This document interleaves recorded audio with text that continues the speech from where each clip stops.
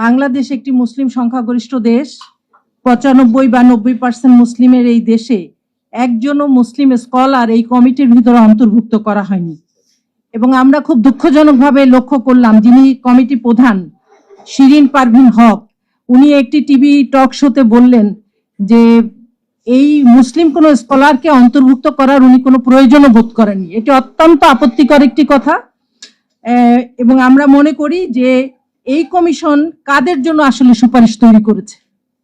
যদি নারীদের জন্যই হয়ে থাকে এই সুপারিশ, তাহলে এই সুপারিশে এই দেশের জনগোষ্ঠী 90% মুসলিম দেশের জনগোষ্ঠীর জন্য যদি এই কমিশনের সুপারিশ তৈরি হয়ে থাকে, তাহলে তাদের কোনো স্কলারকে কেন এর ভিতরে অন্তর্ভুক্ত করা হয়নি বা কেন প্রয়োজন মনে করেনি।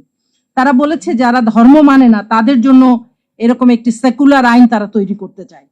অথচ আমরা এখানে উল্লেখ করতে চাই যে রক্তক্ষয়ী 24 জুলাই গণ অভ্যুত্থানের পরে এই দেশে এই অন্তর্বর্তীকালীন সরকার গঠিত হয়েছে এবং যাদেরকে উসিলা করে এই নারী কমিশন তৈরি হয়েছে, সেই জুলাই অভ্যুত্থানে হিজাবধারী, পর্দাধারী, নেকাবধারী অসংখ্য মুসলিম নারী অংশগ্রহণ করেছিল।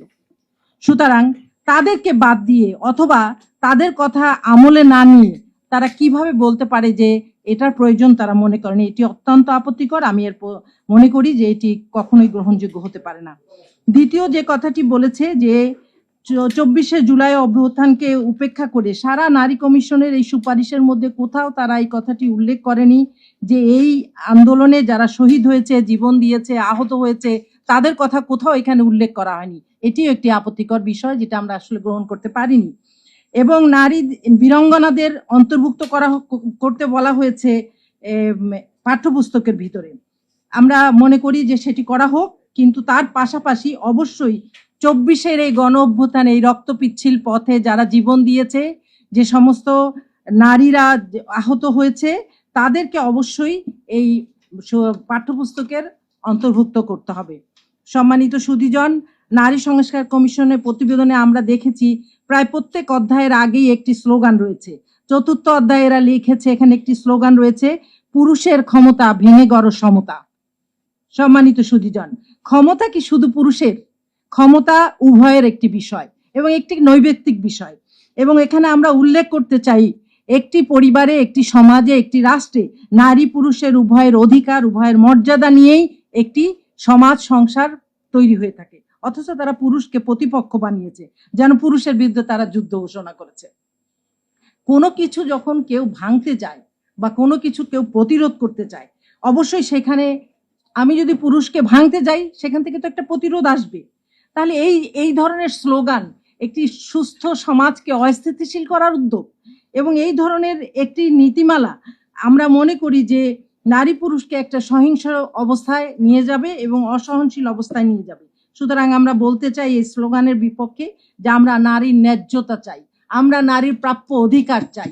আমরা কখনোই পুরুষকে ভেঙে অধিকার নিতে চাই না, বরং আমরা মনে করি একজন আরেকজনের পরিপূরক এবং একজন আরেকজনকে পাশাপাশি রেখে সমান তালে আমরা এই অধিকার ও ন্যায্যতা পেতে পারি।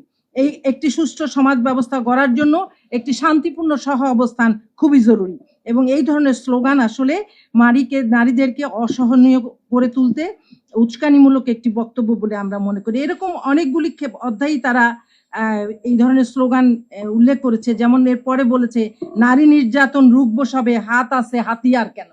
হাতিয়ার হবে সেই প্রচলিত কথার বলতে, হাত থাকতে মুখে কেন, এরকম একটি কথা।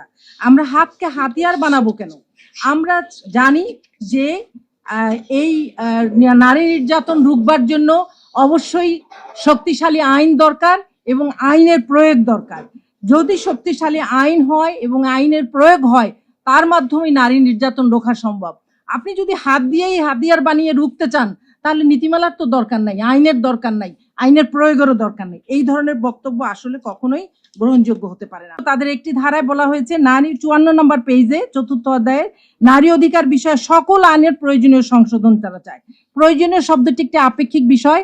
এই নারী কমিশনের কাছে মুসলিম বিরোধী আইনগুলি তাদের কাছে প্রয়োজনীয়, কিন্তু আমাদের কাছে প্রয়োজনীয় নয়। সেই জন্য আমরা মনে করি যে যৌক্তিক সংশোধন যেগুলি, সেগুলি শুধু করা উচিত। সকল ধরনের যে প্রয়োজনীয় শব্দটা আসলে এখানে একটা আপেক্ষিক শব্দ।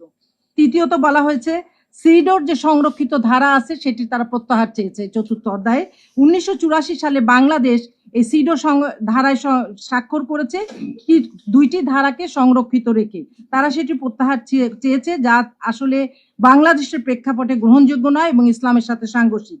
সেই 2টি ধারা কি? একটি হচ্ছে গর্ভপাতকে জেনারেলাইজ করে দেওয়া, অর্থাৎ সবার জন্য উন্মুক্ত করে দেওয়া। আমরা মনে করি ইসলামী আইন অনুযায়ী এবং বাংলাদেশের প্রেক্ষাপটে এটা কখনোই গ্রহণযোগ্য নয়। দ্বিতীয় যে ধারাটি সংরক্ষিত রাখা হয়েছিল সেটি হচ্ছে অভিন্ন পারিবারিক আইন। এটি নিয়ে তো নিশ্চয়ই অন্যজন কথা বলবেন। অভিন্ন পারিবারিক আইন এই দেশের প্রেক্ষাপটে আমরা মনে কখনোই গ্রহণযোগ্য নয়। প্রত্যেক জাতিসত্তা এবং প্রত্যেকটি ধর্মেরই আলাদা আলাদা বিধিবিধান রয়েছে। মুসলিমরা যেমন তাদের আইন মানবে এবং হিন্দু, বৌদ্ধ, খ্রিস্টান তাদেরও একটি আইন বা আছে বা